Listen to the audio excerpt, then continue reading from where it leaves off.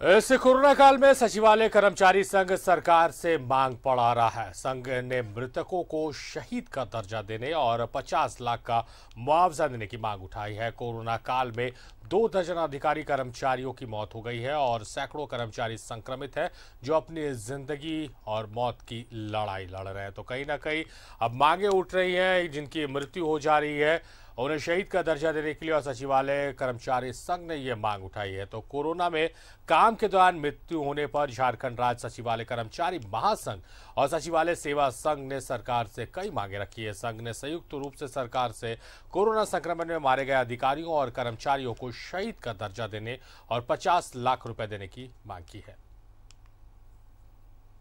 सचिवालय कर्मचारी संघ की सरकार से मांग, मृतकों को शहीद का दर्जा, 50 लाख मुआवजा। 2 दर्जन अधिकारी कर्मचारी हुए दिवंगत, सैकड़ों कर्मचारी संक्रमित, लड़ रहे जिंदगी से। सेवा संघ के कर्मचारी कर रहे वर्क फ्रॉम होम। कोरोना संक्रमण की रफ्तार ने सबसे ज्यादा क्षति सचिवालय सेवा संघ के अधिकारियों और कर्मचारी महासंघ के कर्मियों को पहुंचाई है। लगभग 2 दर्जन अधिकारी और कर्मचारी दूसरी लहर का शिकार होकर दिवंगत हुए। सैकड़ों कर्मी अभी भी संक्रमित हैं और जिंदगी और मौत की लड़ाई लड़ रहे हैं।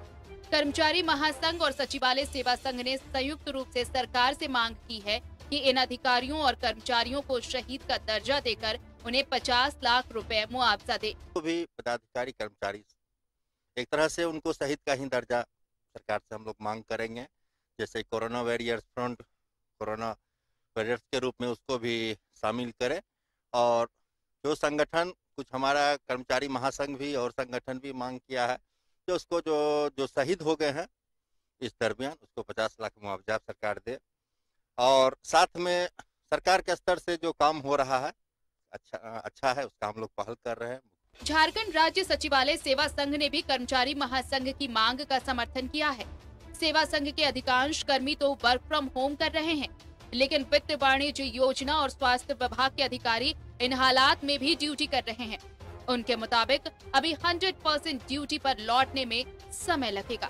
से लेकर अभी तक कार्यरत पदाधिकारियों में 4 हमारे वरीय पदाधिकारी, 1 प्रशाखा पदाधिकारी, 1 अवर सचिव, 1 उप सचिव और 1 संयुक्त सचिव दिवंगत हो गए हैं।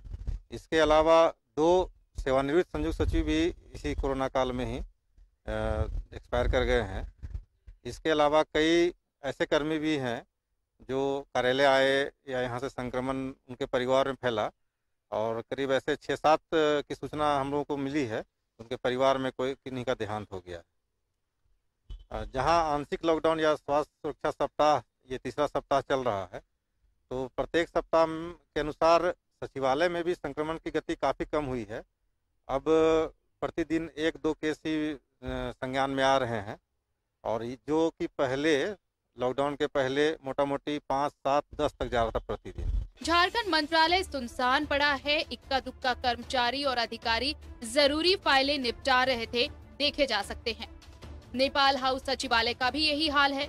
ऐसा लगता है कि ये दोनों भवन अपने अधिकारियों और कर्मचारियों का शोक मना रहे हैं। मौतों का सिलसिला तो अब थमा है, मगर अभी भी बहुत सारे कर्मी संक्रमित अपना इलाज करा रहे हैं।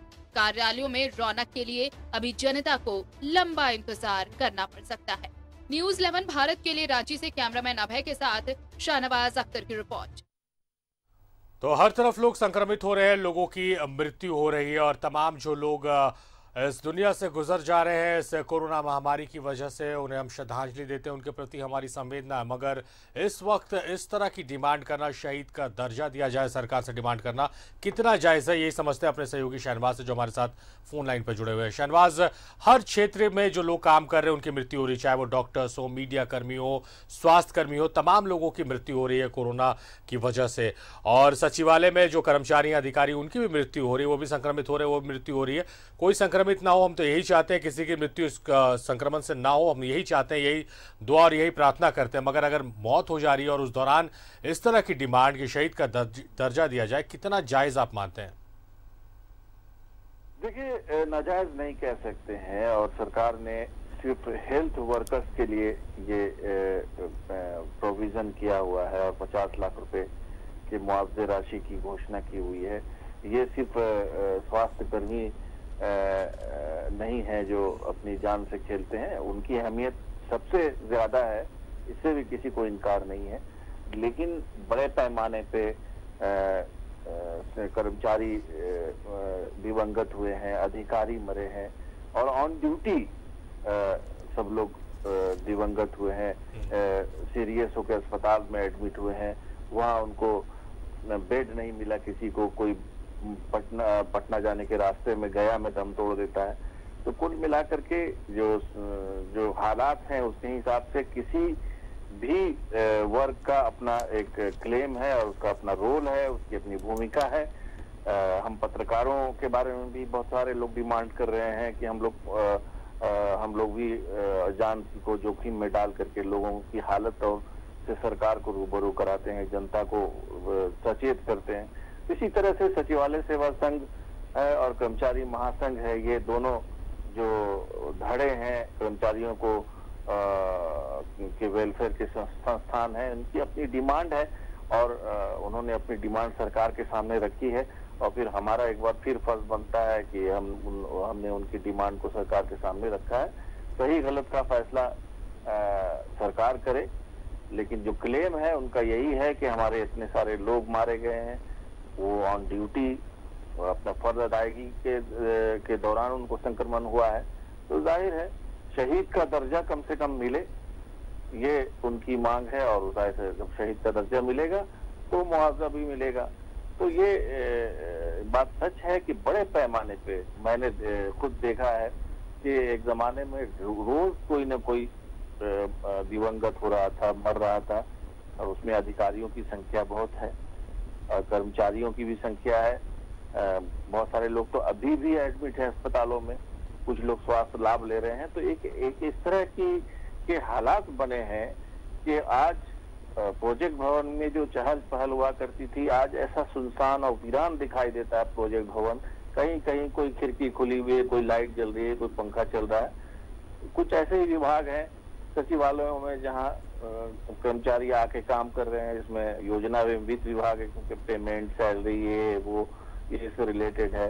इसके अलावा स्वास्थ्य विभाग में कर्मचारी काम करते हैं, बाकी लोग वर्क फ्रॉम होम कर रहे हैं। नेपाल हाउस सचिवालय की भी वही हालत है। इससे भी और जो जुड़े हुए कार्यालय हैं सचिवालय रैंक के, सारे जगह लोग संक्रमित हुए हैं और धीरे धीरे हालात सुधर रहे हैं। लेकिन अभी भी मुझे लगता है नहीं है कि 10-15 दिन तक लोग अपने काम पर लौट पाएंगे। चलिए शहनवाज, आपका शुक्रिया तमाम जानकारियों के लिए, तमाम बातचीत के लिए।